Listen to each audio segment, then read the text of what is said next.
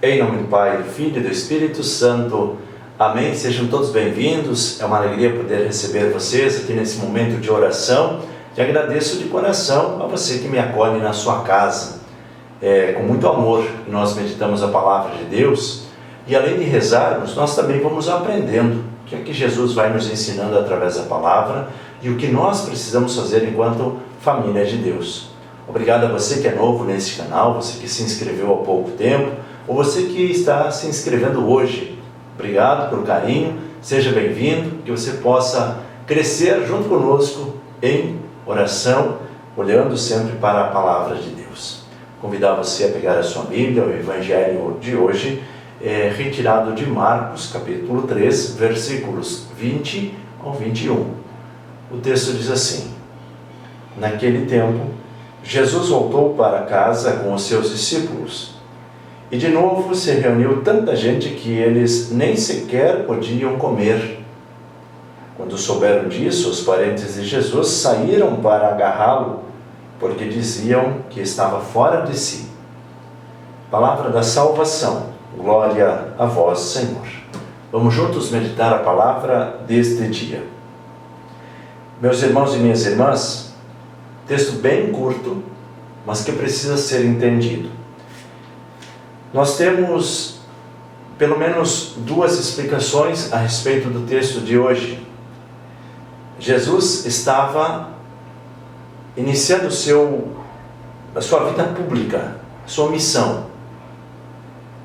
E uma das explicações diz assim, através de estudos, que os parentes de Jesus e aqueles que eram mais próximos, os consanguíneos, aqueles, os primos, aqueles mais próximos de Jesus, para preservar Jesus, queriam trazer ele de volta para casa.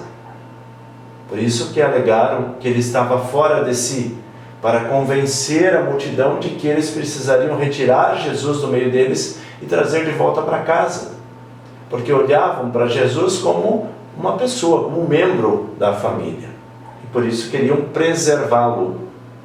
E aí, Jesus aproveita, inclusive, desta situação, que em outra passagem nós lemos, que Jesus diz: quem são a minha mãe e os meus irmãos?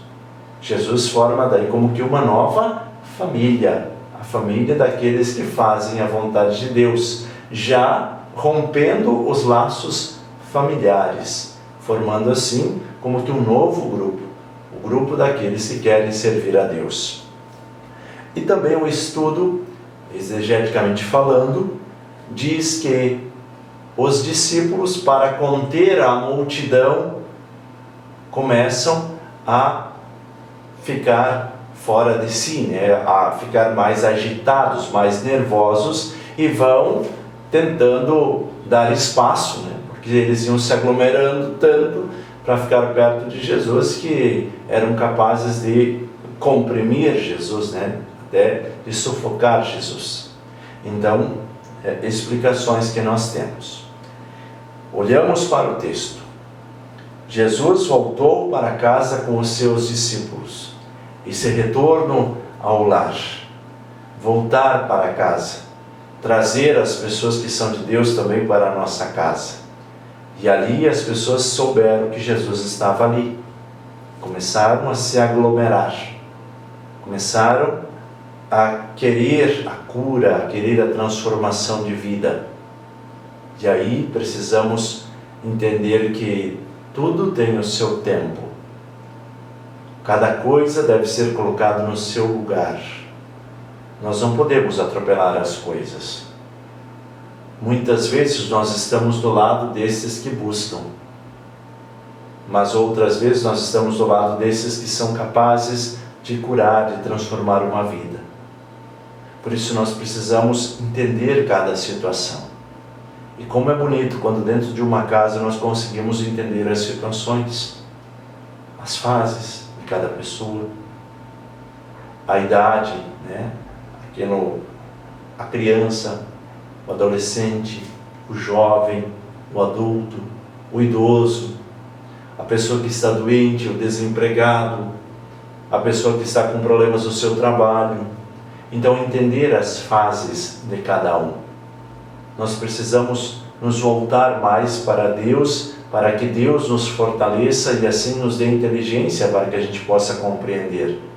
Porque muitas vezes, e aí é quase sempre, os pais não estão na mesma fase dos filhos. E aí os pais têm dificuldade para entender os filhos, porque querem que os filhos pensem com a sua cabeça. Não, vocês precisam pensar como eu. E não é assim. O contrário também é verdadeiro. Os filhos não podem exigir que os pais pensem como eles. O marido não pode exigir que a mulher pense como ele. E assim, nesse contexto, apenas para exemplificar. Esse mesmo contexto estava passando Jesus e seus discípulos. Eles não tinham tempo mais nem para comer. Então aí, ao invés de buscar, nós queremos que os outros se tornem como que máquinas que supram as nossas necessidades. Começa o desrespeito. Quando nós vamos para a igreja e começamos a pedir incansavelmente, nós estamos desrespeitando o próprio Cristo. E você, o que está fazendo? Quando nós pedimos muito é porque não fazemos nada. Porque muitas das respostas já estão conosco. Mas nós fazemos questão de não colocar para fora porque nós não queremos nos comprometer. E aí o grande pecado. Nós queremos que os outros nos sirvam. Olha, que venha dos outros. Fale para que eu possa ouvir. Mas você já sabe a resposta. Dentro da sua casa, para os seus problemas, você já sabe a resposta. E por que você tem medo de se deparar com essas respostas? Porque essas respostas vão exigir de você mudança de vida. E você não quer a mudança de vida.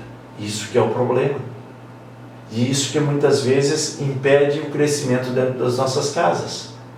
É mais fácil eu fazer que eu não escuto para não mudar de vida.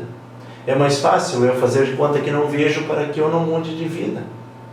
Só que amanhã, ou daqui a um ano, você vai ter que pagar o preço. E ele não é tão baixo assim. Se hoje você não consegue amar a sua esposa, logo em seguida vocês vão estar se separando e a família se destruindo. Por quê? Porque teve lá um início. Teve aquele dia em que vocês não conseguiram se reconciliar. E aí as coisas vão se agravando, se agravando. Lembra, né, do exemplo da bola de neve? Começa pequeno, lá em cima do morro. E ela vai juntando mais neve e até que fica uma coisa incontrolável.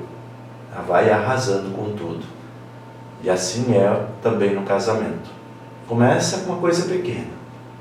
Aquela palavrinha dita naquele momento.